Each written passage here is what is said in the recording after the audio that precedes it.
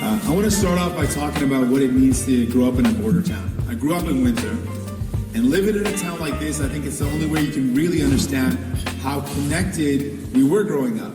People lived in the States and had family here in Canada. Folks lived in Canada and worked in the States. And our auto sector, it's what drove this city. It drives the city still.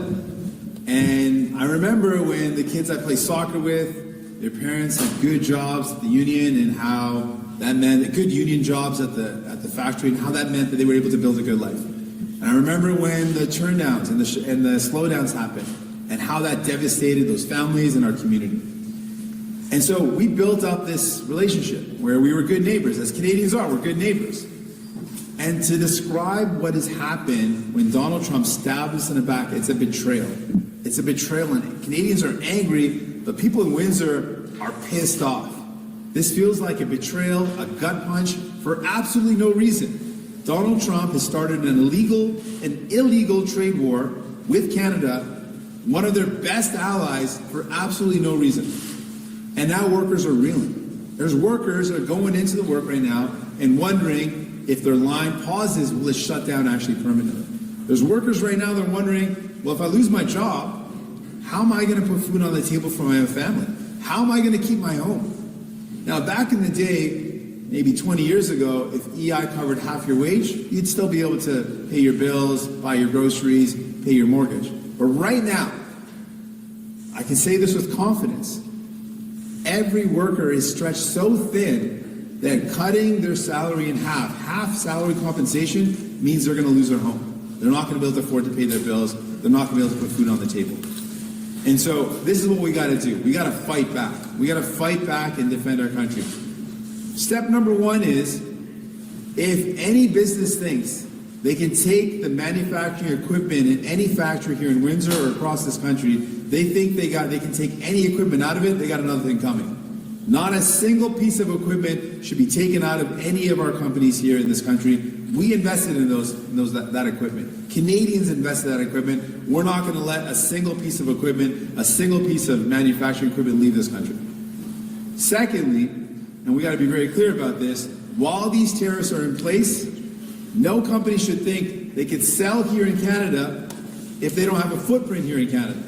So if they get rid of their footprint, they're not creating jobs here, they're not selling in our country, they're not selling in our market. We also have to make it very clear that as a nation, as a country, we're going to take care of our workers.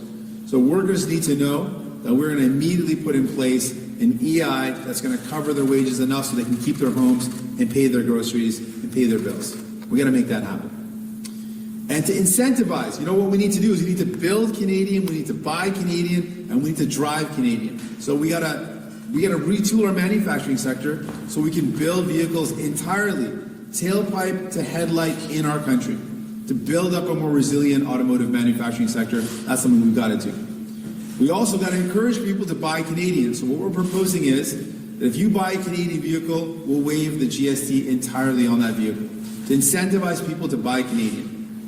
And when we are purchasing vehicles at the federal level, thinking about the RCMP fleet, thinking about the Canada Post, the entire fleet, we need to be buying entirely Canadian-made vehicles with the federal money that we have when we purchase vehicles at the federal level. That's another way to incentivize buying Canadian, building Canadian, and driving Canadian. We're up against a serious fight. And as a kid that was born in Windsor, I call myself sometimes the little kid from Windsor. I was raised in this city, born in this beautiful country. I love this country, I love this place. We got to defend and we got to fight for it.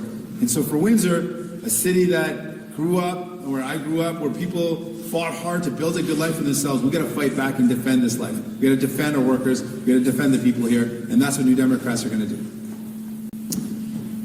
Donc, on a maintenant une crise énorme avec l'annonce de Donald Trump.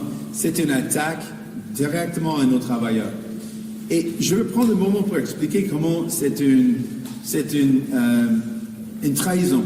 Le fait qu'on était des bons voisins, on a créé une économie ensemble. Et pour quelqu'un qui a grandi ici sur une ville frontière, on connaît comment les deux nations étaient connectées. Je connais des gens qui habitent au Canada, travaillent aux États-Unis, les gens aux États-Unis qui ont des liens, des familles ici au Canada. On était des bons voisins. Et le fait que Donald Trump a attaqué notre pays sans raison, c'est vraiment comme une trahison. Et c'est quelque chose qui frappe fort. Donc, on doit défendre notre pays. Donc, il y a quelque chose qu'on doit faire pour défendre les travailleurs. Premièrement, il y a des équipements dans les usines. On a investi dans cet équipement. On ne va pas laisser aucun équipement dans les usines au Canada passer les frontières. Si les entreprises pensent qu'elles peuvent prendre cet équipement de notre pays, non, c'est inacceptable. Vous ne pouvez pas faire ça. Deuxièmement, si vous voulez vendre des voitures au Canada, vous devez avoir des emplois ici au Canada. Pendant qu'on a des tarifs et cette guerre commerciale, on doit dire que si vous voulez vendre dans notre marché, vous devez avoir des emplois dans notre pays.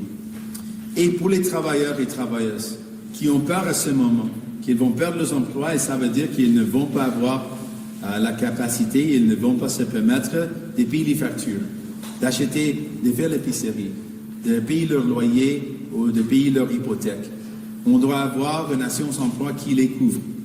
Donc, ce que j'annonce aujourd'hui, on doit avoir un plan d'urgence pour avoir une assurance emploi qui couvre ces travailleurs, qui leur donne la confiance qu'ils pourront se permettre de payer les factures, de payer les loyers, payer les hypothèques.